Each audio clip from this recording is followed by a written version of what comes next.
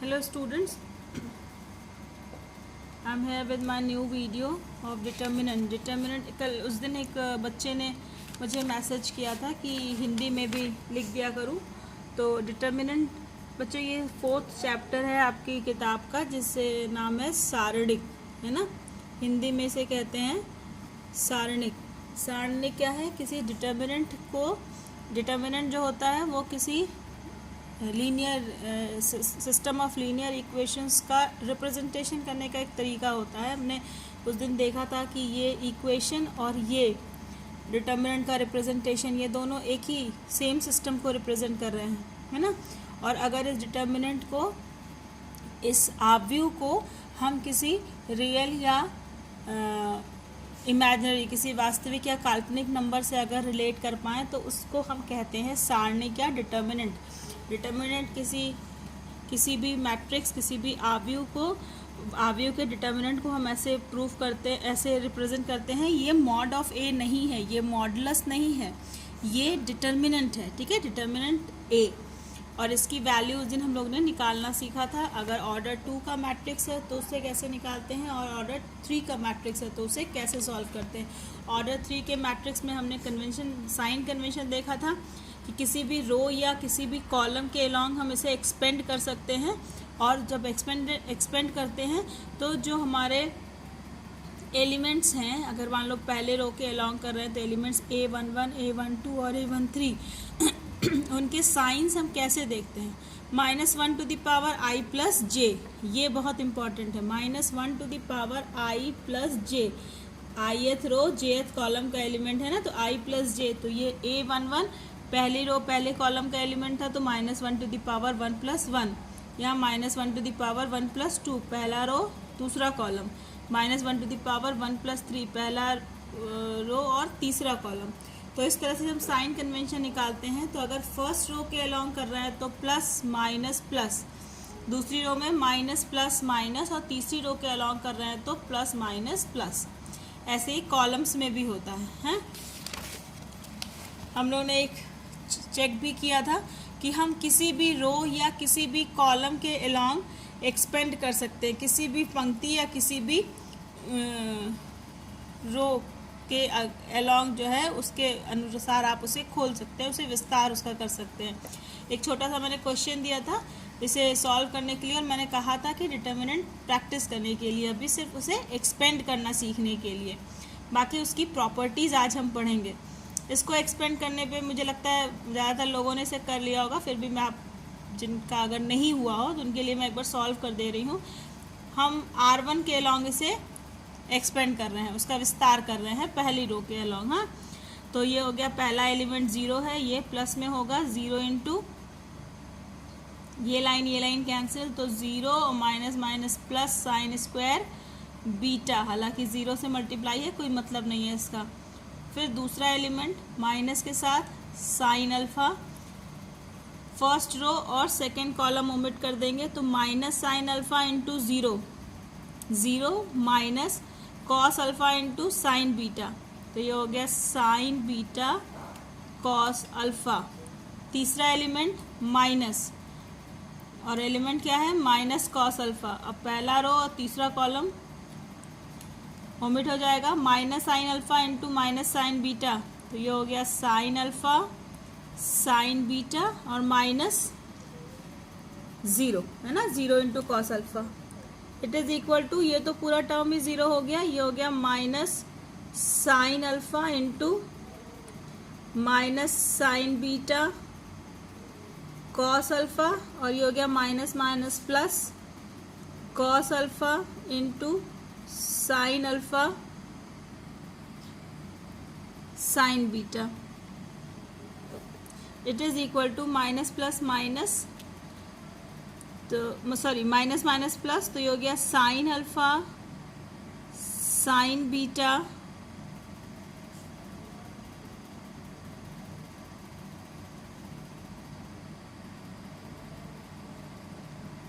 Sign alpha sine beta into cos alpha.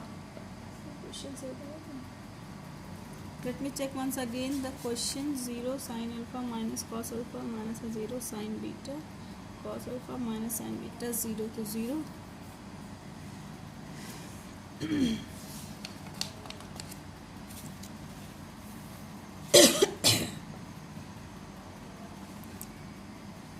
Plus minus, sorry ये plus होगा ना, plus minus plus, it will be minus. हाँ, तो minus into minus plus sine alpha sine beta cos alpha minus sine alpha sine beta cos alpha, तो ये plus और minus cut गया, it is equal to 0, 0 is the answer. ठीक है, exercise 4.1 देखते हैं अपने NCERT से। It is so simple to solve 2 into minus 1 minus 2 और 5 minus 5 into 4 minus 20। Exercise 4.1 very first question is 2 4 minus 5 minus 1, so it is equal to 2 into minus 1 minus 2 minus 5 into 4 minus 20, it is equal to minus 2 plus 20, it is equal to 18. Answer second का first part है cos theta minus sine theta and sine theta cos theta, it is equal to cos theta into cos theta cos square theta minus sine theta into minus sine theta minus sine square theta, it is equal to cos square theta और minus into minus plus sine square theta, it is equal to 1। In this पे you can solve, है ना, आप इसे solve कर सकते हैं ऐसे। If a is equal to 1 2 4 2 then show that 2a is equal to 4a। इसके लिए आप LHS की वैल्यू अलग निकाल लीजिए, RHS की वैल्यू अलग निकाल लीजिए। अगर a है ये तो 2a हो जाएगा, 2 से मल्टीप्लाई हो जाएगा पूरे में, 2 1 = 2, ये हो जाएगा 2 2 = 4, ये हो जाएगा 2 4 = 8 और ये हो जाएगा 2 2 = 4। ठीक है, उसका डिटर्मिनेंट निकाल लीजिए और एक बार RHS मतलब इस डिटर्मिनेंट की वैल्यू निकाल कर 4 से मल्टीप्लाई कर दीजिए, दोनों इक्वल आ जाएगा। Same is here, let me show one for you. Question number 4, question number 4 is if a is equal to 1 0 1 0 1 2 and 0 0 4, 1 0 1 0 1 2 0 0 4, then show that you have to show that determinant 3a is equal to 27 times of determinant है, ये हमको proof करना है। तो LHS और RHS को हम अलग अलग निकाल के प्रूफ करेंगे। a की ये वैल्यू दी गई है तो 3a कितना हो जाएगा, 3a इज इक्वल टू, सब में 3 से सारे एलिमेंट में 3 से मल्टीप्लाई होगा, 3 1 = 3 0, 3 1 = 3 3 0 0 3 0 0, 3 1 = 3 3 2 = 6, अगेन इट इज 0 ना, 3 0 0 3 0 0 एंड 3 4 = 12, है ना। तो इसका डिटर्मिनेंट निकाल लेते हैं, डिटर्मिनेंट ऑफ 3a। अब इसमें मैक्सिमम 0 है ना, पहले कॉलम के अलॉन्ग मैक्सिमम 0 है, तो हम इधर से ही इसे ओपन करेंगे। पहला एलिमेंट प्लस में 3 इंटू फर्स्ट रो और फर्स्ट कॉलम ओमिट कर देंगे, तो 3 इंटू 12 36, है ना, माइनस 6 इंटू 0 0, और फिर ये दोनों एलिमेंट तो 0 ही हैं, तो ये 0 प्लस 0 हो जाएगा, कुछ भी आए इसमें तो 0 से मल्टीप्लाई होने पे तो वो 0 ही होना है। तो it is equal to 3 into 36, it is equal to 3 6 = 18, 1 3 3 = 9 और 1 10, है ना।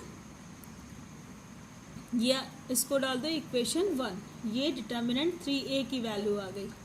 अब डिटर्मिनेंट a की वैल्यू हम निकालते हैं।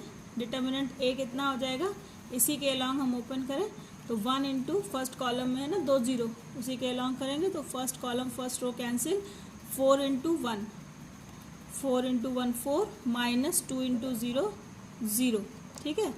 फिर -0 + 0, क्योंकि ये दोनों तो 0 ही हैं। It is equal to 1 × 4 is equal to 4। तो 27 into determinant A is equal to 27 × 4, क्योंकि डिटर्मिनेंट ए की वैल्यू 4 है। So it is equal to 108। तो 27 into determinant 8 is also equal to 108। तो from equations 1 and 2 RHS are equal, therefore LHS are also equal.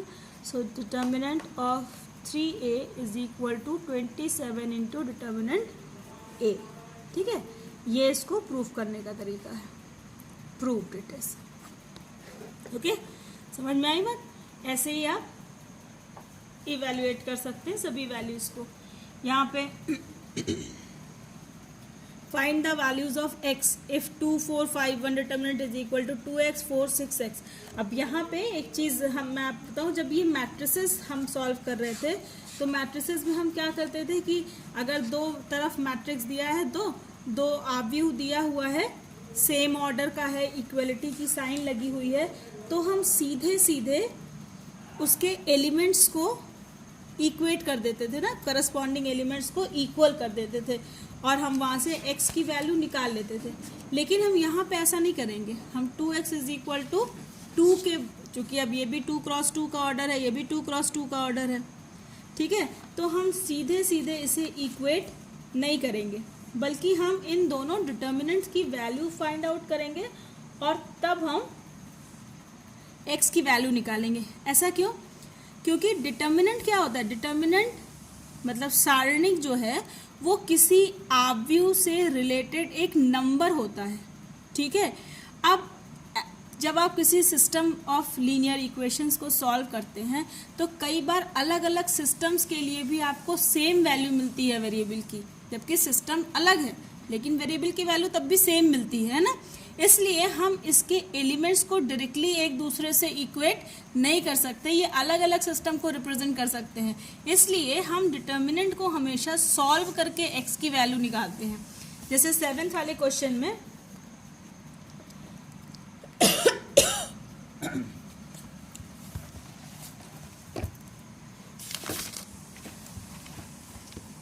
In question number 7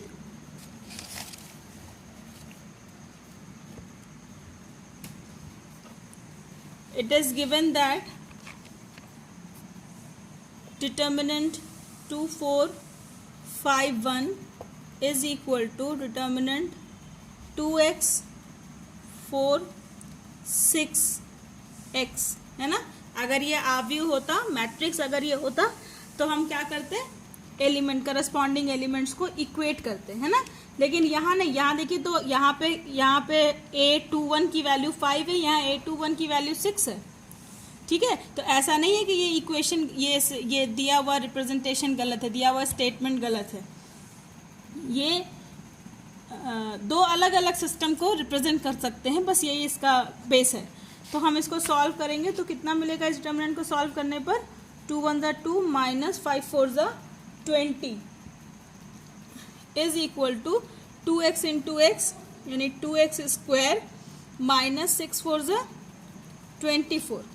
तो 2 - 20 - 18 is equal to 2x square -24 और 2x square is equal to -18 + 24, it is equal to 18 19 6, है ना। 18 और 6 24 होता है, तो 24 - 18 is equal to 6।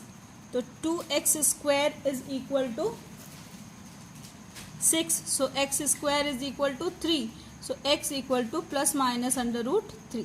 ये हो गई x की वैल्यू, ठीक है। ये इस तरह से हम अननोन क्वांटिटी की वैल्यू निकालते हैं। अब आज हम शुरू करेंगे प्रॉपर्टीज ऑफ डिटर्मिनेंट,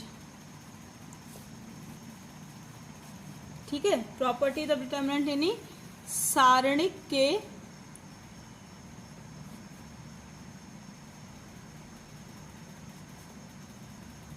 गुणधर्म।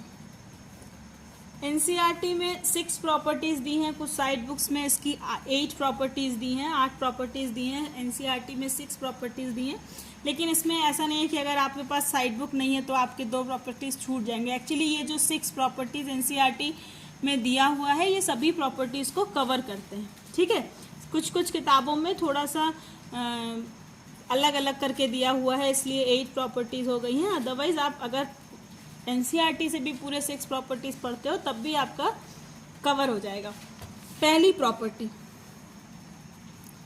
प्रॉपर्टी 1 है ना, पहला गुण क्या है?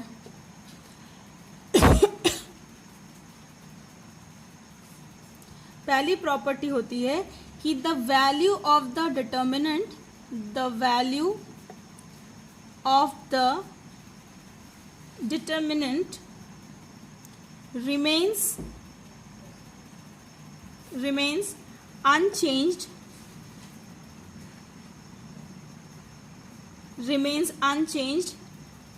if its rows and columns are interchanged. The value of the determinant remains unchanged if its rows and columns are interchanged. क्या मतलब हुआ हिंदी में भी इसको एक बार हम समझ लेते हैं कि इसका क्या मतलब हुआ कि अगर हम किसी सारणिक की पंक्तियों और स्तंभों को, ठीक है, रोज और कॉलम्स को इंटरचेंज कर दें, ठीक है, रोज और कॉलम्स को अगर हम इंटरचेंज कर दें तो डिटर्मिनेंट की वैल्यू पर कोई असर नहीं पड़ता है। अगर हमने एक कोई डिटर्मिनेंट लिया है, एक कोई सारणिक लिया है A1 B1 C1 A2 B2 C2 A3 B3 C3, तो ये बराबर होगा, इसके हम रोज को कॉलम बना दें A1 B1 C1 A2 B2 C2 A3 B3 C3, हाँ, इसमें डिटर्मिनेंट के टोटल वैल्यू पर कोई असर नहीं पड़ेगा। आप इसे बहुत इजीली प्रूव भी कर सकते हैं। आपको एक्सपेंड करना आता है ऑर्डर 3 के डिटर्मिनेंट को, ऑर्डर को एक्सपेंड करना आता है तो आप आराम से इसे एक बार एलएचएस में जो आपने डिटर्मिनेंट लिया उसको ओपन कर लीजिए, एक बार इसको आरएचएस वाले को ओपन कर लीजिए और दोनों की वैल्यूज सेम आएंगी, ठीक है। ये फर्स्ट प्रॉपर्टी है कि अगर किसी डिटर्मिनेंट के रोज को कॉलम बना दें और कॉलम्स को रोज बना दें तो डिटर्मिनेंट की वैल्यू पर इसका कोई असर नहीं पड़ता। सेकेंड प्रॉपर्टी,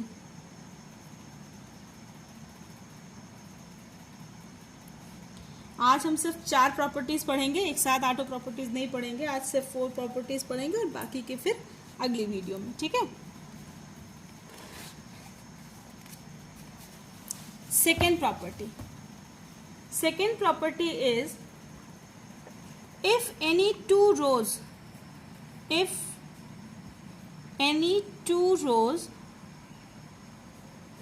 or columns, ठीक है, if any two rows or columns of a determinant are interchanged,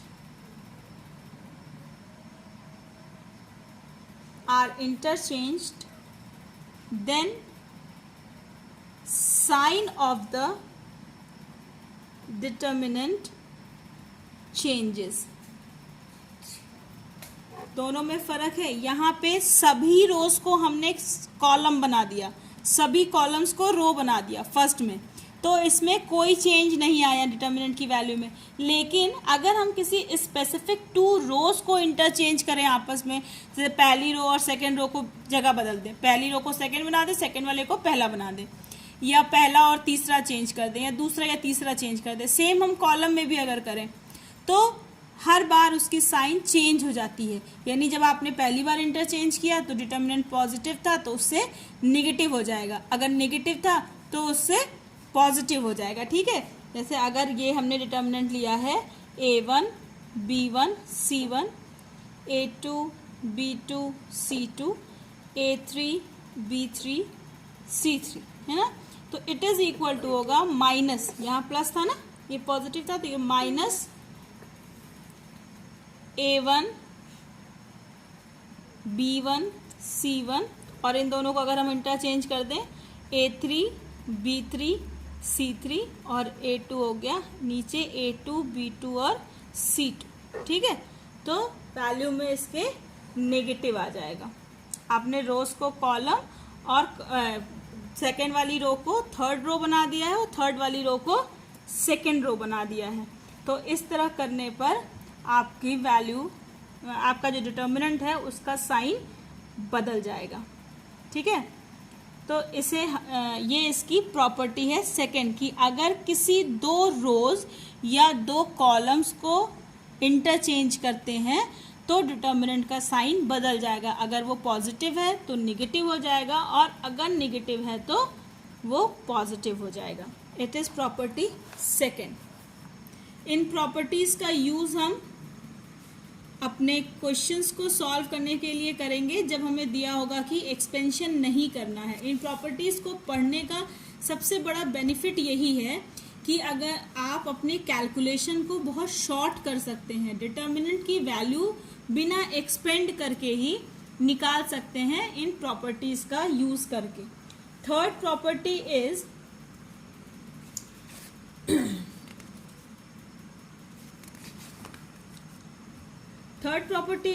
if any two rows or columns of a determinant are identical then the value of determinant is 0। Identical का मतलब क्या हुआ कि अगर कोई दो रो या दो कॉलम सेम हो जाए, ठीक है, मतलब सारे करस्पॉन्डिंग एलिमेंट्स सेम हो जाए, तो उस डिटर्मिनेंट की वैल्यू 0 होती है। इफ एनी टू रोज और two columns of a determinant are identical then value of determinant is 0। Value of determinant is 0 यदि किसी सारणिक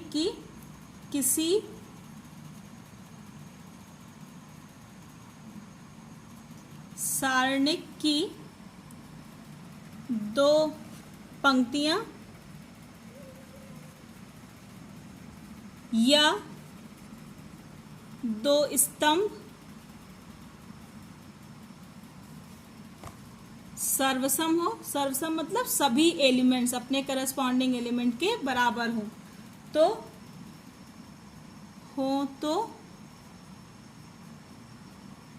सारणिक का मान 0 होता है।